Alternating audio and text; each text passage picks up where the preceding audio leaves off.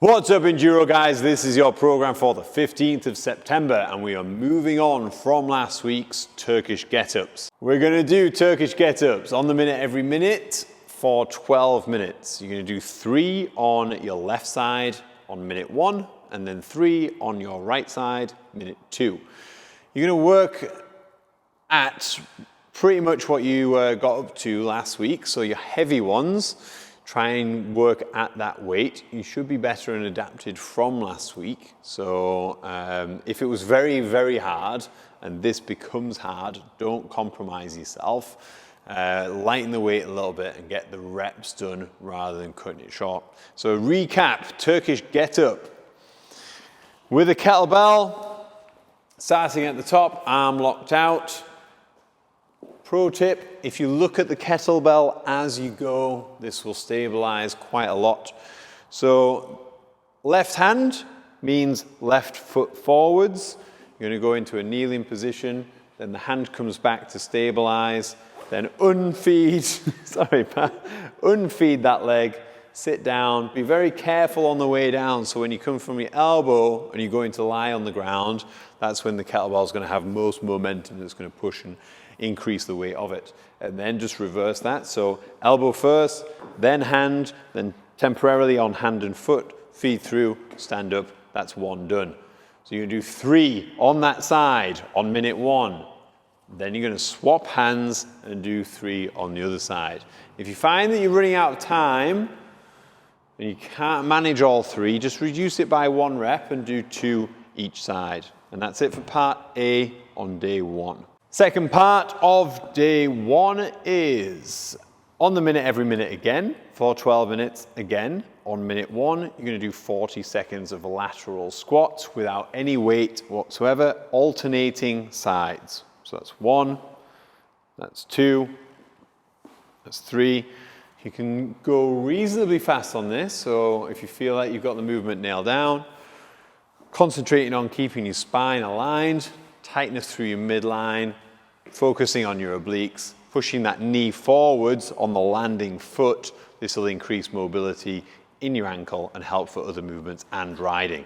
Once you've done 40 seconds, prepare with a heavy kettlebell. You're going to do 12 swings. We're going to do Russian swings, so eye-level swings. A nice hinge through the hip, keeping knees reasonably far back, keeping it off the quads and more onto the hamstrings.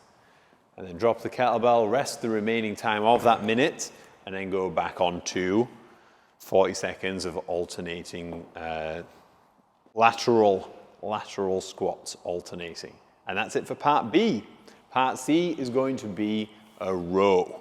It's going to be 5 times 1,000 meters. The pacing is on the PDF based off your 2,000 meter pacing time. You rest 2 minutes between each effort. The suggestion is on the pacing on the PDF to get faster each time. So if it feels light and easy on the first one, great. It will get harder.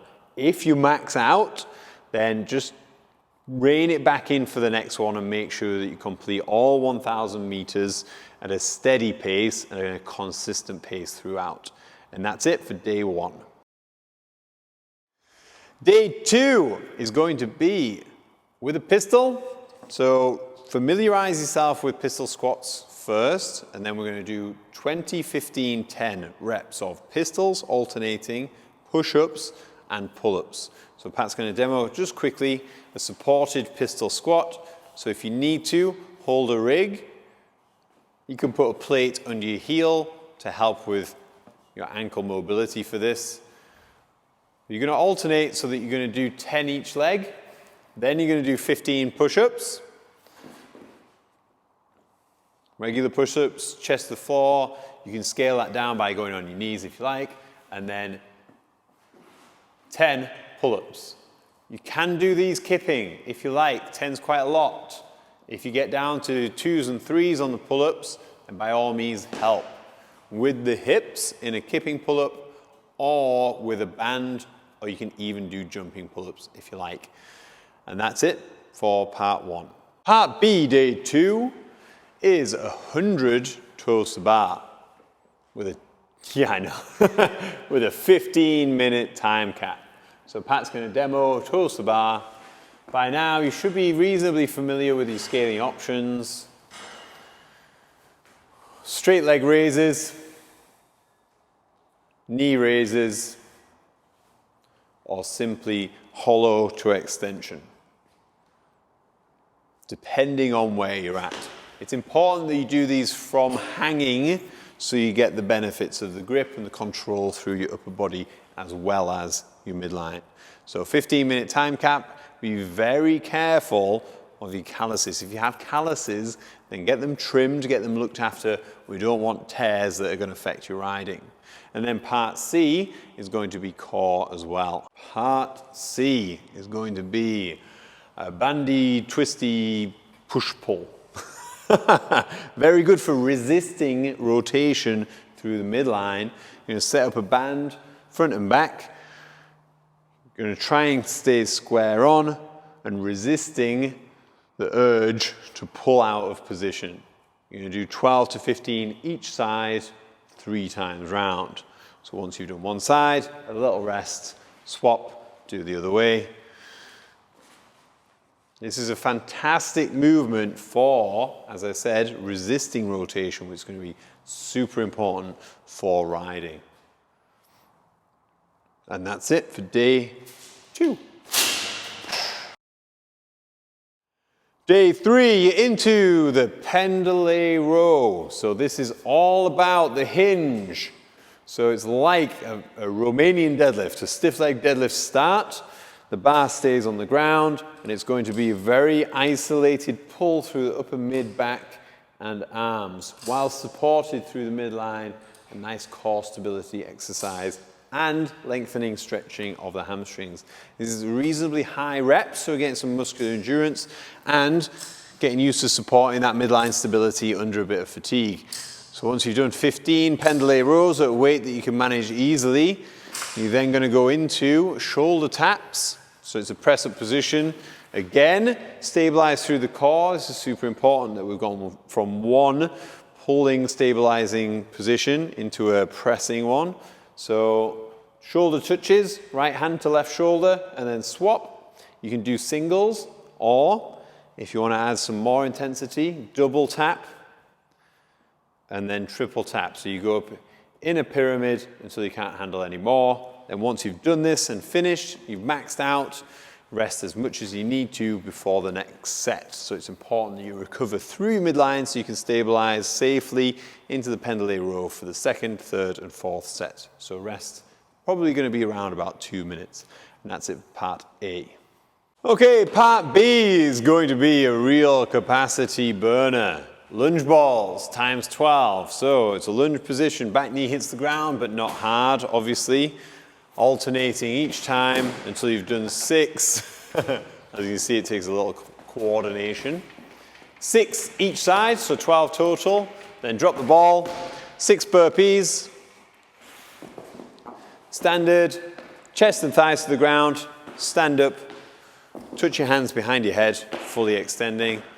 So 12, 6, and a 200-meter, hopefully, run with the wall ball. So you're going to hold the ball that you've been using for wall balls, and then you're going to run with it for 200 meters. And then, not like that, bracing. Be vigilant. Bracing the wall ball onto your chest.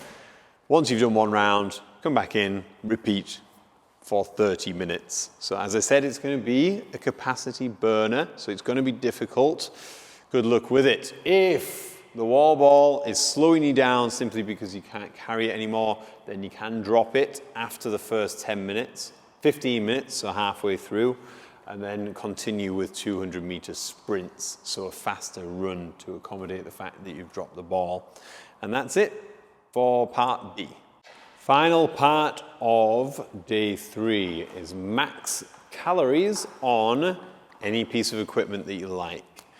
An assault bike would be preferable, ski erg or rowing machine, it's entirely up to you. But it's an all-out effort for 20 seconds, every 2 minutes for 3 rounds. So you're only going to do 60 seconds of work within those 6 minutes.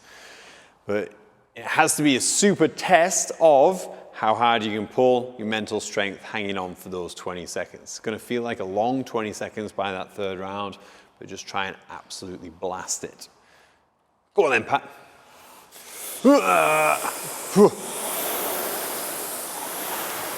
So a nice return in. You can go faster than that. Cycling through as quickly as you can. That's 10 seconds down. That'll do. So we're not looking for efficient rowing. We're looking for all-out blasting. Pull yourself back in with the straps. Blast all the way back out, so it becomes more of a cyclical movement, a lot like the reasons why we use the assault bike, so that then there's not a lot of let off and rest time. You don't need that for a 20-second effort. And that's it for day 3. Day 4 is simply a 10-minute steady state cardio warm-up. So don't blast it, and then focus solely on mobility 40 to 60 minutes. So it's really important that you keep up to date with this going into these harder weeks of training, and hopefully you're still getting out riding weather dependent. So before we get into the heavy work that's going to be coming up soon, we want to be functioning really well and making sure that you're looking after yourself. And that's it for this week. So as always, if you've got any questions, email or message them over. Pat's now working with us a lot of the time, so he can spend some time replying. So any general questions, he's on hand to help and to give me a prod to reply to any technical questions. So you should get a quicker response. And that's it. So happy riding, happy gymming. See you next week. Peace.